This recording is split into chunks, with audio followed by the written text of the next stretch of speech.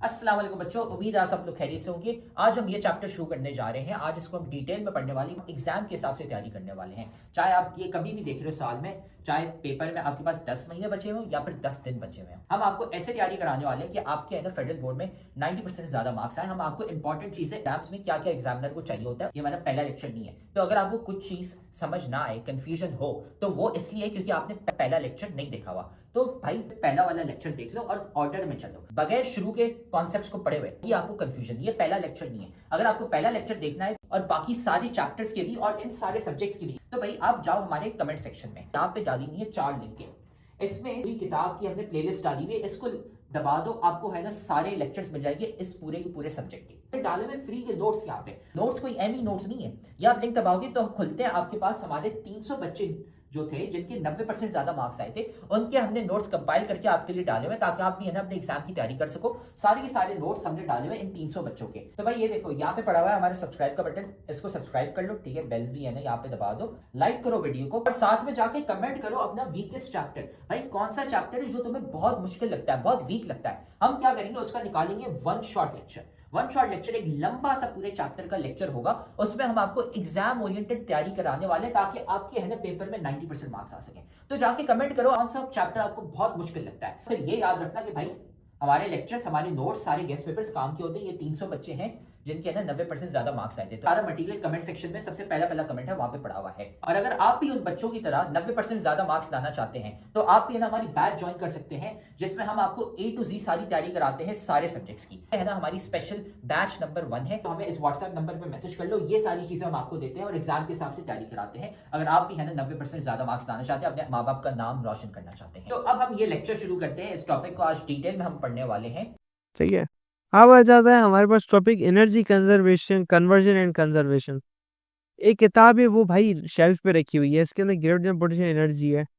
जब ये गेंद ये गिर जाती है, ये टॉप पे रखी हुई है, ये नीचे गिर जाती है, तो क्या होता है, पोटेंशियल एनर्जी पहले थी वो अब कन्वर्ट हो जाती है आपके पास किसके अंदर, ग्रेविटेशनल सॉरी काइनेटिक एनर्जी के अंदर कन्वर्ट हो जाती है, क्योंकि वो मूव करना शुरू हो जाती है। तो जी ये कन्वर्जन हो गया potential energy to kinetic energy, simply कोई बड़ी चीज नहीं है, ठीक है। जनरेशन ऑफ इलेक्ट्रिसिटी होता है, इससे आपके पानी के टरबाइंस वगैरह ये बनते हैं, आपके पानी नीचे गिरता है नदियों से वगैरह वगैरह सारी चीजें होती हैं, जिससे हम कहते हैं डैम वगैरह। जनरेशन ऑफ इलेक्ट्रिसिटी होती है cyclist going to the top of the hill. भाई उसके अंदर जो स्टोर्ड केमिकल एनर्जी बॉडी के अंदर होती है वो वर्क अगेंस्ट ग्रेविटी करती है, भाई जान लगा के ऊपर जाती है, जो कि ग्रेविटी से पोटेंशियल एनर्जी उस बंदे की बढ़ जाती है, और जो कि उस बंदे को नीचे जाते हुए हिल से एक काइनेटिक एनर्जी देती है। तेजी से वो बंदा साइकिलिंग करते करते नीचे जाता है, क्योंकि वो पोटेंशियल एनर्जी काइनेटिक एनर्जी में कन्वर्ट होती है, और जैसे जैसे आता है वो उसको खुद ही पुश कर रहा होता है चीज़, ठीक है। ये कहानी है। और इसके साथ आपके पास क्या होता है, इलेक्ट्रिसिटी का जो बल्ब होता है उसके अंदर लाइट एनर्जी, थर्मल एनर्जी होती है। गाड़ियों के अंदर पेट्रोल एनर्जी होती है जो केमिकल एनर्जी की फॉर्म होती है। तो जी इंजीनियर्स जो है वो लगे हुए हैं इन चीज़ों के ऊपर, ये सस्टेनेबिलिटी वगैरह, इलेक्ट्रिकल एनर्जी हो गए, और उनको यूज़ करने में कैसे अच्छे बनाए, कैसे इंटीग्रेशन करे कि भाई हर जगह हर चीज़ हर कंपोनेंट अपने आप से बात करे, बातचीत करे, और वो ऑर्गेनाइज्ड वे के अंदर चीज़ रहे। सही है। तो बात आती है ये चीज़ यहाँ पर, it must be noted during this conversion process of all the energy is not converted into useful forms। कि जी ये बात याद करने की भाई पूरी एनर्जी जो है ना 100% कन्वर्ट नहीं होती। जब कन्वर्जन होती है एनर्जी, कुछ लॉस आता है। लॉस क्यों आता है फर्स्ट इंटर में पढ़ोगे, लेकिन आता है, हमने जितना भी चीजें ट्राई की है। भाई ये लेक्चर तो तुम बहुत मजे से देख रहे हो, लेकिन तुम्हें पता है कि लेक्चर देखने से खाली 90% मार्क्स नहीं आ जाते। असल में भाई मार्क्स कैसे आते हैं, तो भाई ये लेक्चर देखने के बाद आपने नोट्स खुद के बनाने होते हैं और फिर साथ में आपने प्रैक्टिस भी करने होते हैं सवाल।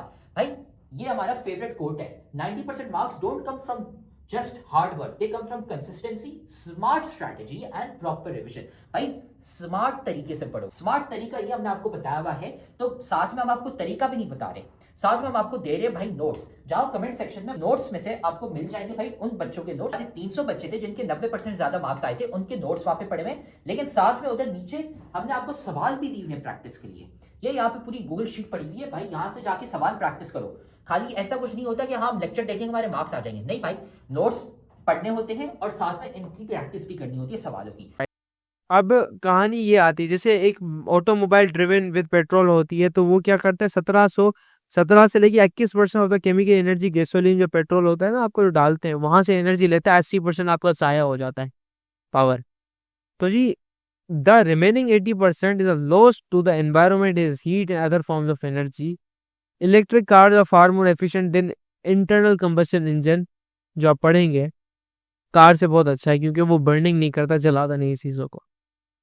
Energy cannot be destroyed or created, only created from one form to another. From one, created and converted from one to another, कि भाई एनर्जी आपने बना दी है, अब उसको आप एक फॉर्म से दूसरी में कन्वर्ट कर सकते हो, खत्म नहीं कर सकते। खत्म करने का मकसद ये नहीं होता है कि भाई आप अपने अब्बा को बोलो अपने घर पे गई खत्म हो गई, जीरो हो गई, भाई नहीं, खत्म नहीं है, माइंड के अंदर है और माइंड के अंदर लॉजिकली सोचना है, ना कि फिजिकल प्रेजेंस के अंदर। भाई इस चीज का कोई फिजिकल प्रेजेंस है ही नहीं जो चीज है ना, तो ये बात समझने की है। Energy can neither be created nor be destroyed in any process. It can be converted from one form to another, but the total amount of energy remains constant. भाई टोटल अमाउंट बढ़ेगी नहीं। पता चले खुद बॉडी के अंदर 1 kilo calorie energy थी, आधी उसके पास बची है, आधी देने नहीं, पता चले कि भाई लड़का क्या कहते हैं पूरी 1 या 0.75 लेके चला गया। So this is something you need to see, you need to look into it, ठीक है। this means that the work done is zero, the change in energy is zero। भाई जब वर्क डन क्या होता है, चेंज इन एनर्जी होता है, तो जब change in energy delta E ही बराबर है जीरो, तो work done, change in work done या वर्क डन होता ही डेल्टा ई के बराबर है, तो delta W work done is equal to zero हो जाएगा simply. That's it, that's the logic over here. that if the total energy of any final stage is ER, the total energy at initial energy is E something है, then by conservation principle EI बराबर होना चाहिए ETI क्या, तो ये minus आना चाहिए मेरे ख्याल से यहाँ पर, ये मेरे ख्याल से, ठीक है जी।